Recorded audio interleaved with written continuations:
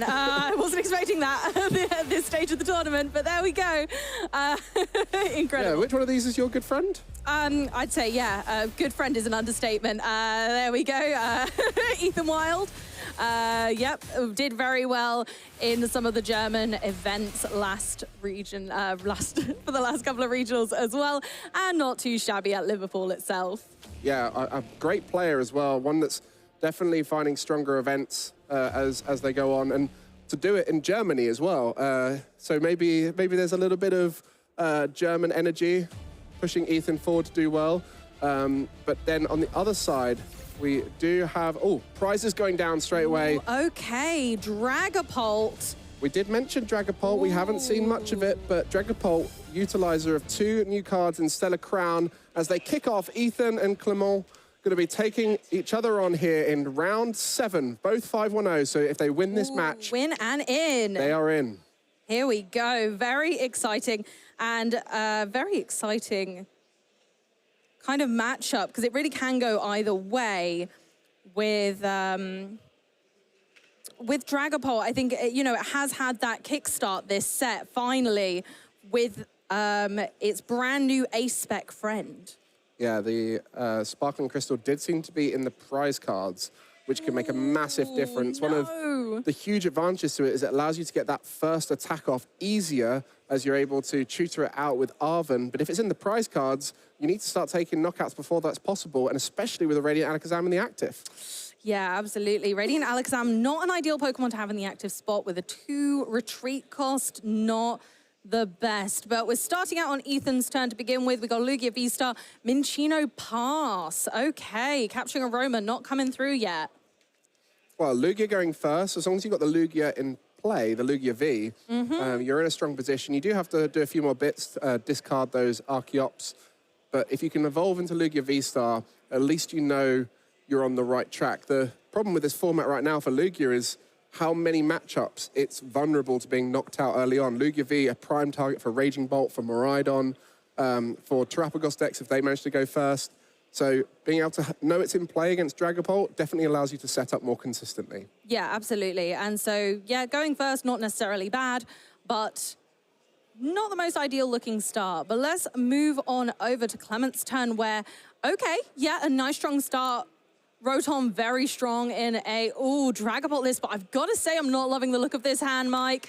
That Nest Ball went to get the Rotom, but I think we're kind of drying up other than that. We can, go ahead and Ultra Ball, but this looks like it could be a slow start from both players. Yeah, not ideal. Does get a Dreepy down. Normally you want to be seeing multiple Dreepy, a nice draw engine built in with that Dracloak as well. But if you've only got the one Dreepy, you have to try and find a way to rare candy that into an attacker. I think there will be an energy attachment because there was one discarded. So then with the Sparkling Crystal not available, you'll at least be able to get that. But for Ethan, at any moment, is going to be able to pop off and set up that amazing energy acceleration through the double Archeops. And at that point, it's very difficult for Clement to keep in the game. Yeah, Clement does run one Crispin, so that's where we might be able to find a bit of utilization, but with no Pidgey down, just drew into the Pidgeot. Ethan's going for a Mesagoza. Here's our first coin. Oh, no. That was a disappointing Mesagoza, to say the least. And again, the hand is not looking too fresh. I suppose we have double Luminion in hand. So, yeah, it's going to have to be the Luminion. Here we go. I wonder what supporter Ethan's going to go for. He's just going to check. Yeah, of course, going for the Jacques to go ahead and find those 2 Archeops. Might be looking to read the Wind, one of them, which would be a shame, but considering Clement's slow start as well, wouldn't be out of character for Lugia. Exactly. And, yeah, a slower start for both, but Ethan in the stronger position going forward. But now the Mesagoza's in play, what is always classic of Lugia V-Star. You put the Mesagoza in play, you flip a tails, and then you watch your opponent flip heads for the rest of the game. But for this occasion, it might be all right due to the slower start anyway. And there you said, the read the Wind to discard the first Archeops. And we're off. Now, the nice thing that Ethan's got in his advantage right now is that Dragapult, does 200 damage. Lugia will be okay. So hopefully we'll see a full game progress here, rather than Lugia getting knocked out to one of those bigger threats, like you mentioned earlier, like Miraidon, which would not be quite so fun here. But going for the Hisuian Heavy Ball, allowing Clement to check his prize cards and make a little note there of what they are, which is an incredibly advantageous position to be in at the beginning of the game, knowing exactly what your prizes are, because you took a peek. I love a Hisuian Heavy Ball for the prize check benefits. Back when I first started playing with it, I was thinking, you know what, I'm just going to include this in every deck because I'm not a fan of prize checking. I never quite get it right, and it guarantees you it there. And it can help out with the consistency as the Pidgey was removed. And, oh, interesting, looking to attack here with the Alakazam. That's awesome. You don't see that attack come up often, but I believe it's called Mind Ruler. And it does do an okay amount of damage, all things considered. Yeah, 20 times the number of cards in your opponent's hand. Oh, heads on the Mesagoza! Let's go! Well, that's always nice, isn't it? Oh, when it actually works in your favor. That never happens to me, ever. Well, there we go. The Lugia in the active is looking pretty damaged up, so we'll be in range of a future attack. And now that you've got that energy almost locked up on the Radiant Alakazam, this is where you can almost play around it, knowing your hand size can be decreased and all those kinds of things. So a basic Pokemon going to be taken off the capturing aroma here due to the tails. Yeah, not too shabby. I'm not too mad at that. I like the Iron Bundle. The Iron Bundle we haven't seen yet today, I don't believe. And again, just using that as a way to kind of force Clement into a non-desirable position in almost like a very... Oh my goodness, there's so many basics. In almost a very efficient way, not having to use an item or a supporter to force Clement to switch a Pokemon. Yeah, the Hyper Blower ability is certainly underrated, and there's a lot of players who sprinkle it in every deck. It tends to work best in those super aggressive decks, but where you've got so much Ball Search in Lugia, it can be something that can almost replace the boss's orders that you want to be using most turns in the end game on a later turn. So it can... Yeah, there's so many ways to get a hold of it. It makes sense to include it here, as the Lugia V-Star will be coming down there. And that Iron Hands looking ready to be taking 2 prize cards. Oh, and there we go. There's the Professor's Research. We got rid of the second Archeops, the second Luminion. So that's not going to be available to Ethan for the rest of the game because both Luminion are now in the discard pile. But we do see the Jet Energy and a Saluna, Blood Moon. Yeah, a Gift Energy. Not too shabby overall. There we go. The Summoning Star, V-Star power, one of the strongest V-Star abilities in the game, able to get those 2 colorless Pokemon that don't have a rule box on the discard pile. Archeops, the most common use of that. And with that Jet Energy in hand, we'll be able to get that Iron Hands EX attack off nice and early. What a start here for Ethan. Wasn't that very hands-on of Ethan, managing to get that Iron Bundle, knowing that it was very likely that a single prize Pokemon was coming into the active, because if Clement would have promoted Rotom, this play wouldn't be possible. And now you can see the energy being more efficient because of that Jet Energy, and so able to start prepping the Minccino for when it evolves and can start taking those big knockouts as a Cinccino and potentially a Dragapult EX with that huge 320 HP, and also a single prize option. It's so many different ways that this deck can threaten, whether it be 2 prizes on low HP Pokemon with the Iron Hands, or it be 2 prizes on those big Pokemon like Charizard EX and Dragapult EX. Looks like Ethan's going for the Ultra Ball away, a Lugia V and Lugia V-Star to get the Cinccino, making it a much more difficult opponent for Dragapult to deal with. With the 110 HP, Dragapult isn't going to be able to maneuver enough damage counters in 1 turn onto Cinccino, whereas before it might have been possible because of the Radiant Alakazam. And there we go for an amp. You very much, Mike. There we go. First one of the stream, I think. I know, honestly. Well, what a card it is, and it seems like it's been forgotten a little bit, and there's so many different ways you can play it, whether it be Lugia, Shenpao, or Miraidon, even things like the Lost Box decks would be playing Iron Hands, but maybe Lugia V-Star is the best Iron Hands deck right now. Ethan showing exactly why And it's also only worth 1 prize card because that Legacy Energy. Absolutely, which makes it even more of a threat. You don't want to leave the Iron Hands, especially if you've got vulnerable Pokemon on the bench, like Clement does currently, with a Pidgey and a Dracloak, which could both fall prey to Iron Hands amp you very much. So it's still a big threat. It needs KOing, but is it going to be possible? It's got 230 HP. It's only worth 1 prize card. There's so many ifs and buts that you kind of want to dodge around the Iron Hands, but you can't. Well, this is the situation where that Sparkling Crystal not being available makes things very tricky, as you won't be able to attack with the Dragapult here after using the Iron-O. And that Fire Energy, it can go down, but again, we've spoken about how vulnerable so much of the field is here. You know, you put energy in play and it could be gone just off the back of that Iron Hands with a Boss's Orders, of which we know Lugia plays a fair few Boss's Orders. If it could, it would play 5. Yeah, no, absolutely would. But we also know that, obviously, we don't have any Lumineon left. So Ethan is a bit out of luck with being able to kind of gust targets into the active spot, as we usually say. So and Clement probably is very, very aware of this. Not only is Ethan's bench full, so no Lumineon could come down from that, but also there's 1 on the bench and 1 in the discard pile. So where's that fish coming from? Absolutely nowhere. Well, for Clement, he's going to have to try and work out a way to stabilize the board here. It's always very tricky when you go behind against Lugia. Does have Rotom V and Pheasantipity in the X in play, as well as the Iron Hands, which can take 2 prizes on single prize Pokemon. And a Forest Sealstone. So actually looking pretty good here. I like Clement's comeback.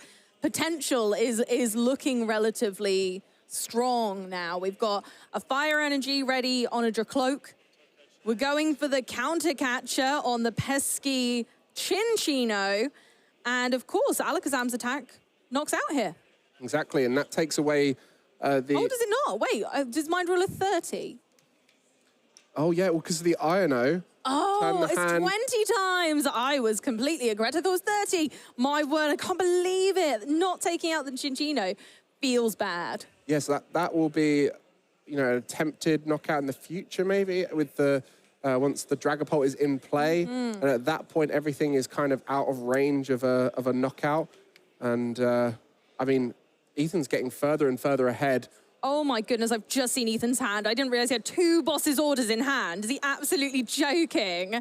What luck is that, getting Iron-O'd into 2 Boss's Orders, as if? I mean, if you play 4 and you've thinned out enough energy, it starts to feel like that with Lugia. It just never misses Boss.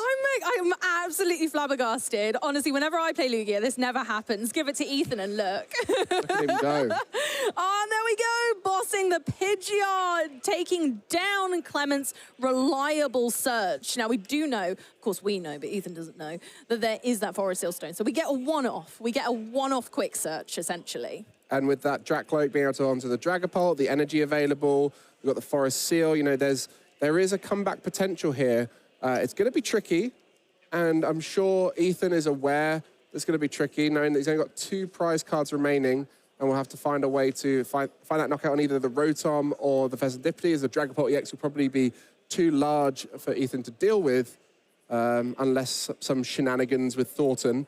Then this is going to be a boss for game situation. It very much will be. So unless there's any major disruption, but I imagine Clement's kind of feeling like, very much I always feel when I'm playing against Lugia, is there's gift energy everywhere. What do I do? If they've got a boss, then they've got it. If I disrupt them and then knock something out, they're going to get more cards anyway. So it's really difficult because the gift energy are on the Chinchino and the Iron Hands, which I'd argue would be my main targets if I were Clement right now. The gift energy allowing you to draw up to 7 cards into your hand when the Pokemon is KO'd really makes Lugia a tough matchup, because we always talk about how Lugia's draw power is weak. Not anymore. Well, Forest Seal Stone going to be utilized here to try and find any card from the deck. Star Alchemy, a consistency card found across the board, and Disruption, another great card found across the board. In this situation, the gift energies can be removed from play, or that they could be, the Pokemon with gift energy on can be knocked out if it's done by the damage counters of Dragapult EX. And that's going to be the ultimate goal here, but it's so difficult based off of the cards you're going to see off this INO. No tutor with the Pidgeot EX gone now. Everything is going to be relying on this INO right now. And what do they have from these 6 cards? Let's see, there's a rare candy. Is that 2 Arven, a Pidgeot, a Boss, and an Earthen Vessel? We still have a Dracloak, so we still have 1 Recon Directive, and the Mesagoza. Let's go, Mesagoza. Now, what are you going to find with this? Another Dreepy, maybe? You know, you can use Horlucha to get some more damage in play. Okay. Horlucha deals two sets of 10 damage counters to benched Pokemon. So I wonder where these are going to fall. Yeah, and there's no way to get the Chinchino out of the active, so that unless there is a counter catcher. That's a Dreepy and a rare candy, so we take the Dreepy. Yeah, we take the Dreepy, get consistent, keep things moving. I like it. I don't know whether this is a good thing or a bad thing, seeing how reliant Dragapult is on Sparkling Crystal. It makes you realize how important it is to the deck, but it also shows you how when it's not available or you haven't got a way to get it, the deck struggles to find that early pressure, and consequently you find yourself in this scenario where you're attacking very late into the game and now maybe too far out of the game. We have got through his game fairly quickly, so it's not too bad to play it out in full and learn a little bit of information about what your opponent's playing. But it hasn't gone as the Dragapult EX deck now plans to go. Absolutely, yeah, you're so right. And that's, I suppose what we've seen is that Dragapult had faltered in favor before Sparkling Crystal was around. And it's come in, made Dragapult great again. And unfortunately, you're so right. When we see that card in the prizes, we can't go and get it. There's no cards in format that we can get item cards out of the prizes without just simply taking your prize cards, which might be kind of what Clement's kind of feeling like they might be able to pivot on here, is taking a knockout, hoping Ethan doesn't have it, putting a single prizer in the active. Oh, interesting. So, there's the boss. Top deck the boss for game. Absolutely ludicrous. Trying to find the unusual win condition there, using the Radiant Alakazam to put the Chinchino down to 10 HP, but it didn't matter in the end because Ethan found that boss off the top. 4 in deck, not that unlikely, but with just 2 cards in hand, madness. A sneaky way to top deck victory. So sneaky, but took the win. I definitely think that we could see an interesting set of matches here, though, today, because we might have that Sparkling Crystal online this time. What do you think? I mean, if Sparkling Crystal gets prized in 2 out of these 3 games, you got to feel for Clement here. This is one of the most even matchups, I'd say, in the format. These kinds of games, they can go back and forth. They can be so heavily based off of early setup. But then with Dragapult, you've got the disruption available. And with Lugia, you've got so many boss's orders in the deck. You can always work around the active Pokemon. So we'll have a look and see how that game went down. Yeah, let's Summoning Star ourselves a replay and have a look at what just happened. For anyone who wasn't watching, yep, we got those Archeops out nice and early while Clement's board was still relatively fresh and full of Dreepy, managing to use Archeops' incredible ability to search your deck for special energy, using the jet to zoom Iron Hands right into the active spot where Dreepy sadly met its match. There we go, boss's orders. Choose your perfect target to knock out and dismantle the board state. And that was what happened. As soon as that Pidgeot EX went, it became a whole lot trickier to get exactly what Clement wanted. And there was a way to victory there. It required a lot of disruption and a lot of hope. But these top players, they always see there is a route in those final moments. And maybe 1 out of 10 times, 1 out of 20 times, it works. But a lot of people scoop too early in those situations, especially when you've got plenty of time on the clock still. It's worth having a gander and seeing if that route is possible. Absolutely. Clement might have had a bunch of EP Dreepies who didn't unfortunately achieve much in that game, but taking the time to learn what your opponent's deck consists of can be really helpful. We saw Clement taking notes.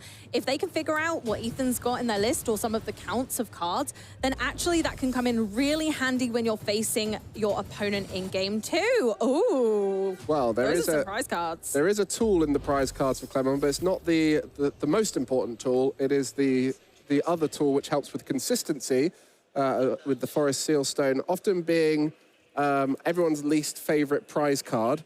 How many times have we all gone, I can get it this turn with an Arven if I get the Forest Seal Stone to get this specific card, and then you find out it's in the prize cards, and I think that was a flip for Capturing Aroma, getting an Archeops. I can't believe, was that an attached pass from Clement? Because there's an energy on that there, Dreepy. Hang on a moment, I think you're right. Oh my goodness gracious. And Ethan started Squawkabilly, and I've got to mention one more thing. Clement runs a 1 of Temple of Sinnoh, and it's in the prize cards. Clement's just getting no luck with these prize cards, I swear, because that is the one trip station to making sure that Lugia's gift energy don't work and that your disruption sticks. And that's what Clement was lacking last game. Temple of Sinnoh will be in there with Lugia at the top of the list of decks to target with it. Yeah. And like you said, it's in the prize card, so really a struggle town here. And the Squawkabilly, an interesting inclusion for a Lugia deck. Yeah, so yeah, we tossed and turned with the idea of the Squawkabilly, but I think it really helps with Lugia's consistency, especially when you're trying to discard those Archeops. Well, we research 2 Archeops into the discard pile, get new cards. Squawkabilly still can squawk and seize. The potential here for making sure that you're discarding them early is so crucial. And yeah, Ethan's put a lot of work into this list. He actually won 3 League Cups this week. My goodness. With Lugia. So he's had 3 Dragapult mats come home. And so he decided that it was time to give it another go, but this time in Dortmund rather than at home. But yeah, 3 cups, 1 week. One was a Thursday night cup and then a Saturday and a Sunday. 3 in a row win.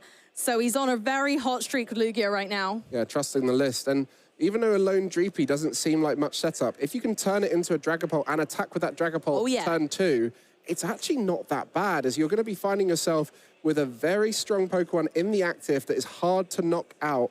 And, you know, there's a world where the Minccino on the bench could get knocked out if a Hawlucha comes down. So keep your eyes on the board right now. Clement has a way to a very strong turn 2 here, despite the start being slower. There's a reason Clement is 5-1, guys. They are incredibly talented, and Dragapult is the key. So if anyone's going to pull it off right now, it's Clement, and they're going to make that comeback. But you're right, it is all down to that Hawlucha, that extra 10 damage, those 2 damage counters that are placed on 2 different Pokemon on the bench. They are huge. That makes so much math correct. Hawlucha at the moment is a very underrated card when you've got things like your Dusknoir and Dusklops being able to put damage in play, but it often feels like it's 10 damage short. Same thing is true of this attack right here. 6 damage counters will be placed on the bench after a successful Phantom Dive, and it will be looking to knock out the Minccino in the future, but it's only going to be 10 damage short, so this turn could be a return knockout if the cards play right for Ethan. If they do. So we've got an Ultra Ball. We've got 2 Ultra Balls. So we can get the Minccino, and we can get the Lugia V-Star. But, and it's a big but, there's a lot of energy in hand. That is true. And to get enough energy to knock out the Dragapult, you do have to go for the full 5 energy. And so it has to be a full reach, but it's possible right here. There's 2 gift in hand. I think that's what's really stifling me. So Ethan's really wanting to keep one of those. So unfortunately, the Ursaluna is the one going to the discard pile so that we can guarantee the Cinccino, so that we can, oh my goodness, there we go. Here we are, Summoning Star. We meet our old friends Archeops back from the discard pile to Primal Turbo his way to the top. There we go, the 5 energy here. One of them could be a double turbo.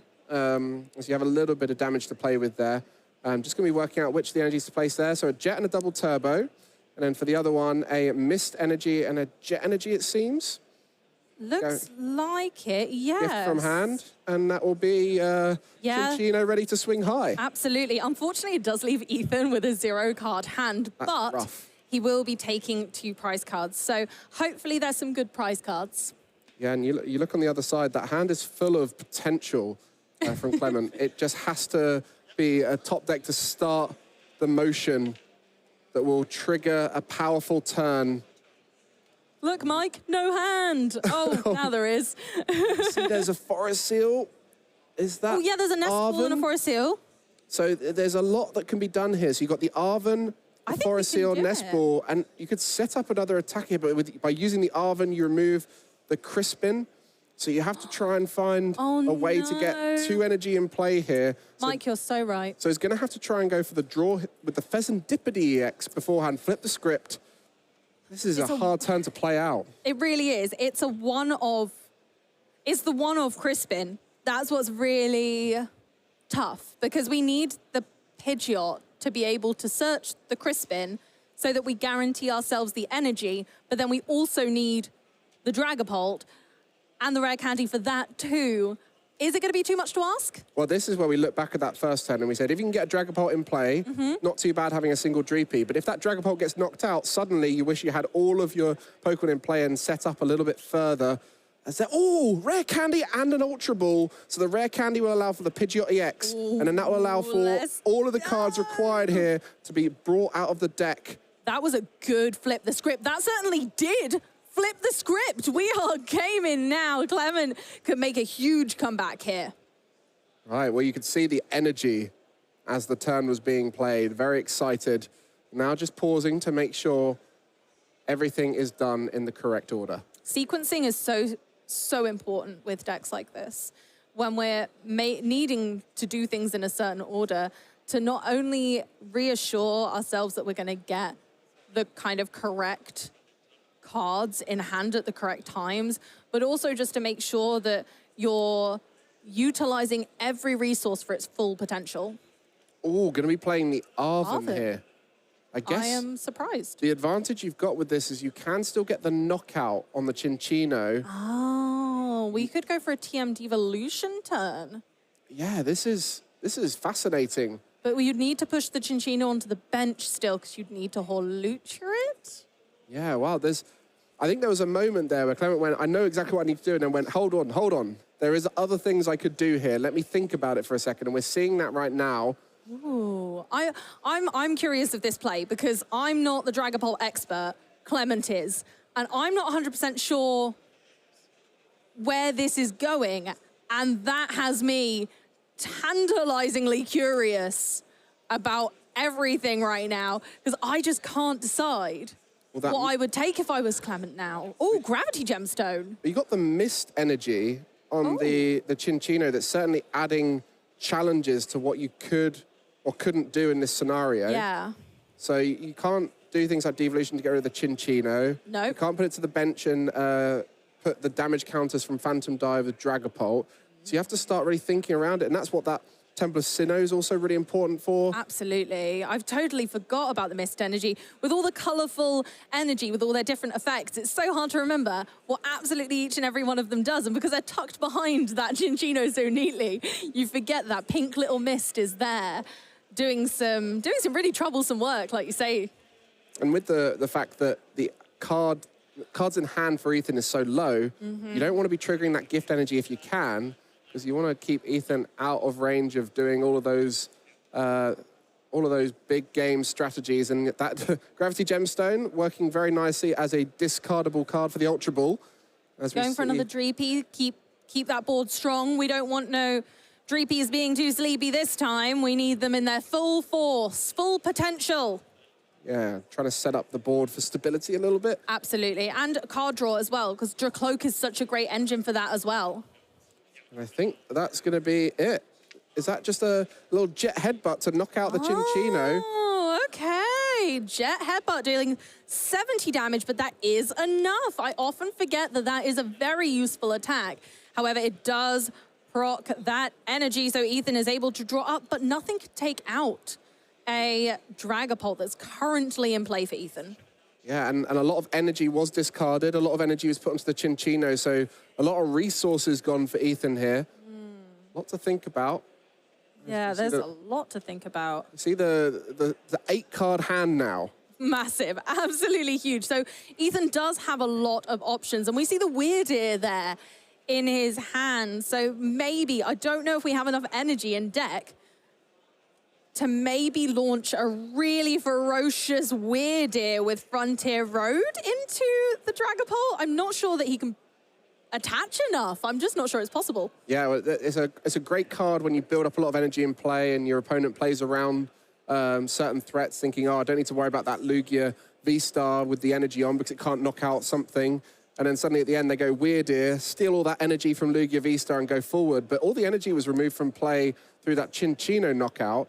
And that's where we're looking now as a Gust needs to come through, a boss's orders to get around this Dragapult EX that is taking up the active spot. Looks like Ethan might be going for a slightly different route. Might be going for a knockout on a different Pokemon. What do you think? What do you think he's going to boss? I think that it has to be Pheasantipity, right? Or maybe the other Dreepy? Yeah, it's tough because it maybe just a attack into the active and then say you'll do it in the future. There's okay, Legacy Energy on the Lugia V-Star's interesting.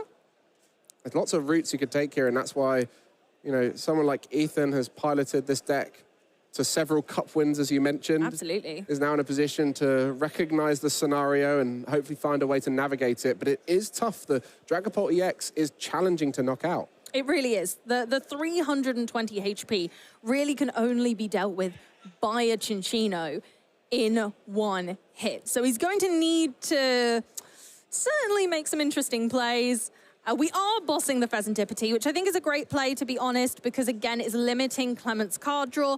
One quick search per turn rather than sort of a quick search and draw 3, which we saw was very powerful last turn, and taking those 2 prize cards. Ethan really putting the pressure on and saying to Clement, look, you are going to have to really work hard for this. We mentioned about Dragapult EX being hard to knock out. Lugia V-Star, when you don't have a lightning-type attacker, is also quite bulky. You know, 280 hit points. It's massive. There's a lot, and it's currently a one-prize Pokemon because of the legacy energy there. Honestly, not an ideal situation at all for Clement. Really, I mean, from a prizing perspective, Clement has 3 prize cards to take. Lugia is currently counting as 1. The Lumineon would be best if they're able to get it into the active spot and attach another energy to Dragapult. That would be incredible. Oh, we're going for the Hawlucha. Okay. Oh, maybe we're going on a little Archeops run now. Interesting. And I think that the challenge now is the energy in play is going to start building up. And then that's where that Weird you mentioned before will start getting in range. It's hard to know the numbers here, how many energy left in play, as Ethan's probably gone through 7 to 9 energy with all those discards. Here we go. Let's have a 1, 2, 3, 4, 5... 6, 7, 8. I think I counted 8, but that was really quick. He needs to slow down. Energy in hand as well. There might be some in the prize cards. That's the thing. Lugia runs so much energy that you think they're out, and they're not. Ethan's running 16 energy. That's a lot. All right, let's see. Clement, what have you got planned here? What are you going to knock out? Maybe even focusing on the Archeops to be taking away the potential for a big knockout from the Weird. And that's where the foresight in this matchup is so key for both sides. Lugia having to find a way to navigate those tougher prize cards like the Dragapult EX. For Clement, finding the right places to put those damage counters, as is will be putting 200 onto that Lugia, and then all 6, it looked like, onto an Archeops. Okay. So I obviously know a little bit about Ethan's deck here, and I feel like I know where he might be going a little bit with this. Interesting. The Weird, obviously, big play. We finally have the Iron Bundle as well. His options are open. We also run the Thornton, which he could get with Lumineon. He can make that Lumineon that's on bench into a Cinccino. That would be incredible. So if he were to want to go that route, he could Ultra Ball this Wellspring and Jacques for the second Lumineon. Lumineon for Thornton, and then if we have the cards available, make it into a Cinccino. But I don't think the deck is very forgiving of that right now. Yeah, Thornton just opens up so many new avenues, and an amazing card in Lugia. Probably the strongest deck to use it currently, especially with the juggling of the energy, as you mentioned. Absolutely. You put energy on one attacker, and you want to put it elsewhere. So the Iron Bundle to start with, and doing that first to find out what the future decision will be. If it's the Pidgeot coming forward, then the Weird might be able to knock it out. And if it's either the other 2, then you might be right with that Iron Hands Thornton might be the strategy. Well, he won't be able to make the Iron Hands Thornton play this time because Lugia V-Star isn't a basic, and you need it to be a basic to But with the make Weirdeer, Oh, with the combine it with the Weirdeer? Weirdeer. Maybe, yeah, we can make Weirdeer into an Iron Hands. Yeah, absolutely. So it's so crazy. I think the thought and plays here that can be made really do set Lugia up as a really scary deck right now. And the question is the Luminion available? Because that was He a didn't failed take Ultra it Ball, with so the Ultra Ball, no. So I don't think it is available.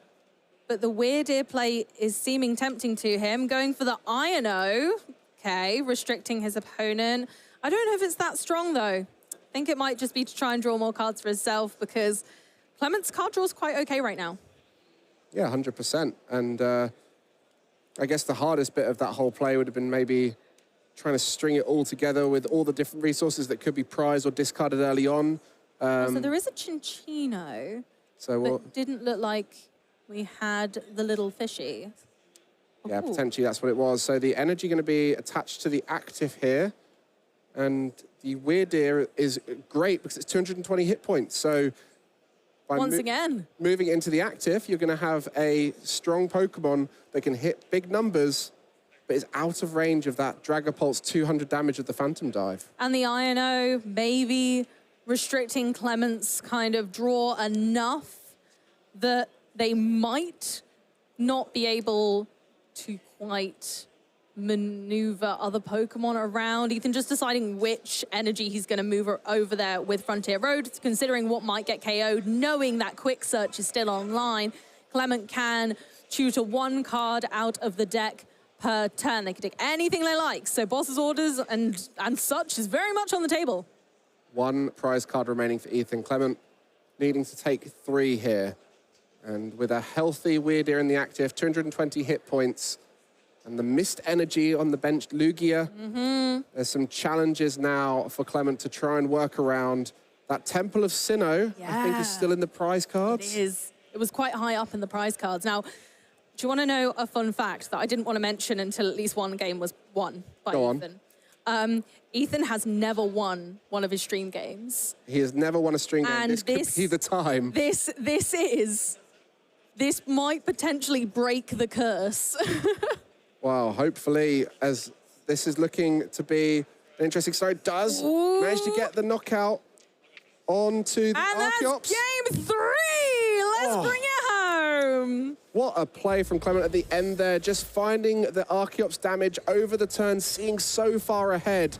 That is beautiful foresight with the Horlucha, a little bit of damage move with the Radiant Alakazam, and 2 lots of the 60 damage of the Phantom Dive.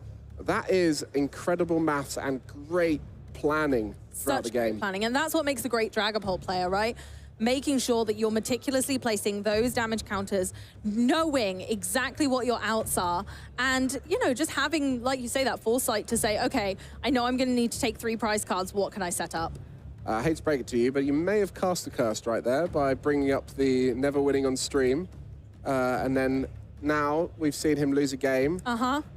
He's won 1, though, so I'm happy. You've won the 1. I'm happy. Let's see how that game went for them both. Clement taking it right at the end there, managing to start off with just an attach pass on the Dreepy and turning it back into a fantastic endgame result. You can see here that was the first lot of damage addition, putting 70 onto that Archeops and set it up for a Radiant Alakazam combination with a Phantom Dive later on. It was just beautiful, poetry in motion, making sure that all of that damage add up perfectly, including the Horlucha, and there it goes, just taking the 3 prize cards Clement needed to win the game from there. Last 3 in 1 turn. Well, let's have a look at the prize cards for game 3 right now. Look to be all right, but some useful cards in both prizes as we see an early start for Ethan. 2 Lugias in play and a double turbo energy attached. Not great prize cards on either side. Clement having a Dracloak, a Dreepy, and a Rotom V, but then Ethan having his one of Minchino. Yeah. Oh, that's always a tough one when you have a one of in any kind of prize cards, but to have it be part of your attacking line that was so key in the previous game, we're going to have to find a new way around it. Yeah, so when Ethan gets his first deck search, we're really going to have to see how he reacts to that, how he responds, and how his play differs. But on Clement's turn, we, of course, have the Pidgey and the Buddy Poffin. Getting all those good buddies. Well, you said about the one of Minccino. It's a 1-2 line. It is a 1-2 line, yes, and that's because of the Thornton plays that can be made. I love a 1-2 line. In any deck, whenever there's a 1-2 line, you know the deck builder has been cooking to try and come up with something ingenious. Oh, yes. That's what he's been spending a lot of time on, and he seemed pretty confident that that was going to pan out. And so far it seems to have been, as he's on this win and in. So we'll have to see who gets there as we move into game 3. Just fantastically INOing there. Let's see what each player manages to have a little look. Okay. Oh my God, Ultra Ball double Archeops. Okay, Lugia player. And you see the other side, a little bit more of a setup compared to most of the other games. Clement here we had go. a tough time setting up in each game. And this is finally an opportunity to go a little bit wider. Have a look at those prize cards with a heavy ball. 2 Dreepies, a Pidgey, a little bit more on the board than has been previously seen. Fishes out that Rotom. Perfect combination there. Pursuing heavy ball is one of those cards. When you see it, you're like, I hope I've prized something. And then when you don't see it, you're like, I hope I haven't prized something. It very much goes like that almost every time. Mezagoza. Oh, heads. Okay. Maybe grab the Pidgeot here. I mean, you're just setting up nice and wide. Yeah, so maybe just a second Pidgey to guarantee it, just in case Ethan takes out this initial Pidgey. There's a lot of considerations. Yeah, very good start here. Both sides, I think, would be pretty happy with this. So we're going to see a game 3 go down to the end game. It's going to be that mid and end game. Who can disrupt, who can take big knockouts, who can find that right route. But the Minccino is always going to be in the back of Ethan's mind. I can't access my strongest attacker in this matchup. Not yet anyway, but will it come out of those prize cards soon enough? Let's find out. We're going for a heads there. So we get to take an evolution Pokemon. Oh, a Lugia V-Star will do quite nicely, thank you. But of course, having a little prize check while we're there. Now, Ethan is going to get a strong start here as well. So I'm absolutely thrilled to be able to bring the action with a fun-filled, action-packed Game 3 of this showdown between 2 familiar decks. Is that a Tails there on the Mezagoza?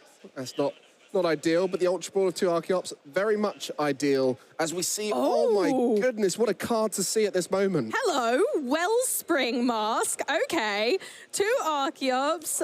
Tell us about Wellspring Mask Ogerpon EX. Well, I think we're going to be seeing a torrential pump this turn, that's for sure. Acting like Radiant Greninja of the current format and more prevalent in past formats, it works so well in this deck as a user of that legacy energy. Not only are you going to be hitting 100 on the active, but you get to shuffle the energy back into the deck, and if you do, you do another 120 damage to your opponent's bench Pokemon. Now, I think I remember there being a boss's orders in Ethan's hand. Do you reckon Ethan will go for double Pidgey, double Dreepy, or a mix? You've got that interesting debate of if you use the boss to do double Dreepy, you've lost the boss. If you do the double Pidgey, then you keep the boss. But double Dreep is just too powerful, especially as you know your opponent doesn't have Radiant Charizard. The Radiant Alakazam build relies so heavily on having a Dragapult in play, and when there's no Dreepy available, it's going to be near impossible for a Dragapult to come out. Yeah, let's go. Stalling Clement down, making sure that it's going to take longer for a big threat to come about. Ethan's taken 2 prize cards. I wonder if he took the Minccino, because this will give him the time. He's bought the time successfully. If the Minccino is now in hand, let's see. Maybe you won't even need the Minccino because this Wellspring Ogerpon can do the work, taking out all these Pokemon. No Manaphy on the other side. So these Dreepy will be locked at their lowest stage. Unfortunately, Wellspring Mask Ogerpon does discard the Legacy Energy, so it is no longer able to use that attack. It can sob, but unfortunately, Torrential Pump does mean that the Legacy Energy is now in the discard pile. I think you shuffle it back in, no? Oh, is it shuffled? Shuffle so we can just go ahead. Oh, it's a shuffle. We love that. I would argue that's stronger than Greninja, especially for a deck like this. Yeah, in this deck, you want to conserve that energy, keep it available. We saw what happened when a lot of energy got discarded before. Makes it really tricky to chain big attacks. And now another Wellspring Ogerpon can be done. And that counter catcher just trying to stall things out here, recognizing that Wellspring Ogerpon is too dangerous. I see what's going on here, Clement. Very clever, very clever. Using Pokemon League headquarters to mean that basic Pokemon need an extra energy to attack. And then bringing the Lugia V forward is forcing Ethan to use more resources than he wants to get the results that he's going to get. But you see these two prize liabilities, Rotom and Pheasantipity in play. There's every possibility that a different way to get through this game will be possible, especially as a boss's orders is in hand for Ethan. So we'll see the next turn how it goes. Right now, Clement is just trying to stabilize that board to make it possible to set up a Dragapult after this hopeful disruption keeps the Lugia V in the active spot. Hopefully so. Let's see how it works out. Now, we've got the quick search on board now that we've rare candied into our Pidgeot, skipping that troublesome Pidgeotto stage and going straight to our big Pidgeot. We're able to quick search for one card, any card, out of the deck. And because it can be any card, Clement doesn't have to reveal it, so can keep a super secret from Ethan. I think he's going to be playing it fairly soon after. I think it was a Night Stretcher managed to get there. So we'll be looking to potentially get another Dreepy.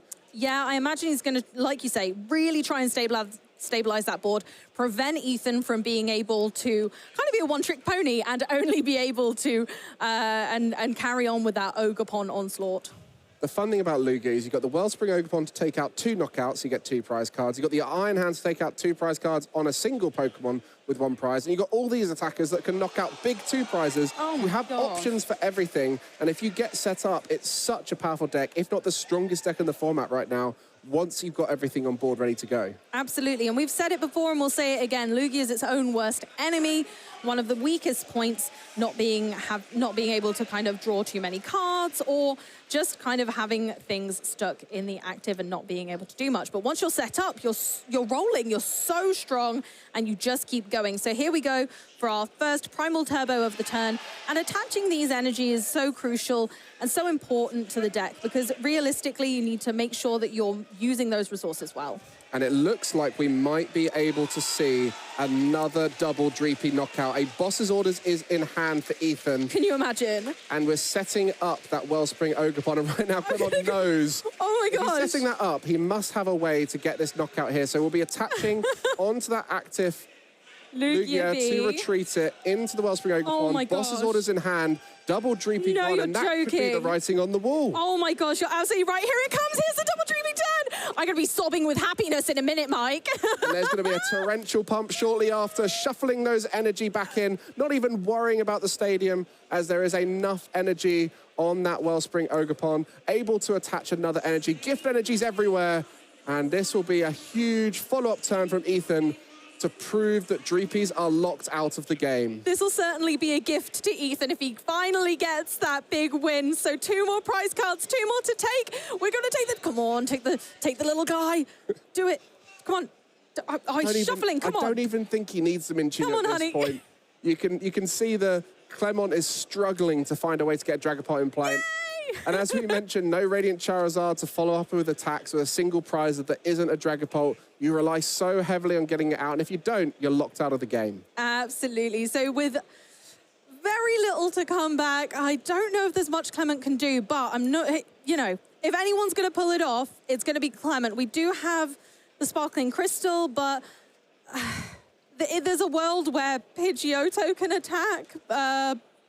Pidgeot, sorry, can attack, but it doesn't do enough damage, and I don't know if there's much that Clement's going to be able to do to kind of stall this out or maybe kind of make a comeback unless they can do some really heavy disruption here. And with the Archeops in play, you can always find a way to get 4 energy in play.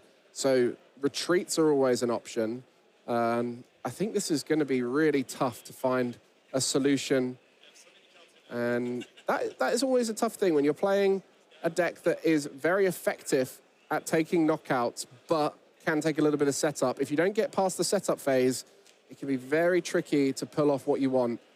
And that's what we're seeing right here. Dreepies have been denied. Absolutely. Dreepy, what's that? They're gone. But we have gone for the Crispin so that we can accelerate the energy to the Pidgeot. Going, oh, okay. Still trying to go for this disruption. I imagine that they're going to leave the Pokemon Lead headquarters in play so they don't have to... So the Lugia has to do more to attack. But like you say, Ethan is going to be able to retreat still. But is he going to be able to take that final 2-prize knockout this turn or not? Well, a boss's orders off the top. My gosh. I think you'll have that's it, isn't it? Surely. Because now Ethan can just retreat the Lugia V into the Lugia V-Star and take out the Rotom V. Could even attack with the active one if they want to use the Ultra Ball. You're so right! Oh my goodness! Lugia is so versatile right now. I think it's been really overlooked in this meta, to be honest. I've not heard a lot of talk about it. And now here we go, seeing Ethan's first win on stream. I'm so happy. Oh my God, I'm sorry. I shouldn't be biased, but that's my fiance, so I'm allowed to say that, okay? Well, congratulations to Ethan and yourself. Ethan will be making his way through to day 2 here in Dortmund. Successful journey at Stuttgart before, so another German adventure for the man himself. Ethan, a great player, piloting a deck he's very familiar with, has shown the success there on the stream. His first stream win. How are you feeling, Amy? I'm literally crying. I'm so proud and I'm so happy. He's really put a lot of work into this deck, and he's just done everything right and been working so hard and so diligently, coming home this week with 3 cup wins, coming to one of his favorite countries. He loves Germany. And then doing so well day 1, and now he's in day 2. Like, that is just, that winning in was everything it could have possibly been. Clement did amazing. That game 2 was so strong and really showed how Dragapult can make a huge comeback even in times that are tough. Yeah, I thought it was for sure Ethan's game in game 2, but Clement found a way around it. Doing that clever math. You have to do clever maths with Dragapult. But if you want to do a deck that can do everything, Lugia has that. It just has to set up. And as you saw there, once it was set up, it was firing. There we go. Ethan's made it. And let's have a look at how Ethan made it there in game 3. What a performance from the Englishman. Coming through with the Summoning Star early in all 3 games. Not perfect, it wasn't the perfect start, but where Clement was slow, Ethan was slow, and so it felt like Ethan was always 1 step ahead in pretty much all of the games. We didn't get to see a Spicy Thornton play, but we did get to see this. Fantastic play with the Jet Energy on the Iron Hands to amp you very much for the first time today. Boss's Orders, key to every one of those victories, and it's one of the best users of Boss's Orders as a deck. Absolutely. 4 copies. And that Sparkling Crystal Dragapult, this is why the deck is doing well now. Sparkling Crystal opening up those early swings and making it so much more possible to get big attacks off sooner. And really, really flung Clement into the lead in that game too. And we thought it was all over as Ethan went down onto 1 prize card, but Clement clawed it back with a ferocious Dragapult flurry of attacks, taking 3 whole prize cards in 1 fell swoop. Discussions around Radiant Alakazam or Radiant Charizard. Obviously, when Dragapult's set up, Radiant Alakazam is the better option, but we saw what can happen without the Radiant Charizard. You are limited on your options as you're not able to take any knockouts in the final stage of the game. But there, speaking of knockouts in the final stages of the game, this was a knockout fest from the beginning. Double knockouts on turn 2, double knockouts on turn 3, and finishing strong with a big 1-hit knockout with that Lugia V-Star. Ethan found the route, 2-2-2. Dreepy's gone. Honestly, absolutely spectacular. And you'll notice that every single game, we had a different line of victory, which also shows not only how accomplished these players are, how much thinking there is that goes into this, but also how well they have trained to make it here and do so well. And it wouldn't surprise me if we saw Clement in day 2 as well. For sure. 1 more game for Clement. 8 rounds at Dortmund today, so we'll see whether the final round can go in Clement's favor, and we'll see another Dragapult making it through. There's loads of decks here doing well. It's a very versatile meta, and Lugia on a lot of those top tables, so definitely one to watch right now after a successful tournament out in Baltimore. Absolutely, and it's not stopping here as Lugia continues to Summoning Star all over Dortmund, bring us many Archeops and many different routes to victory as such. Like you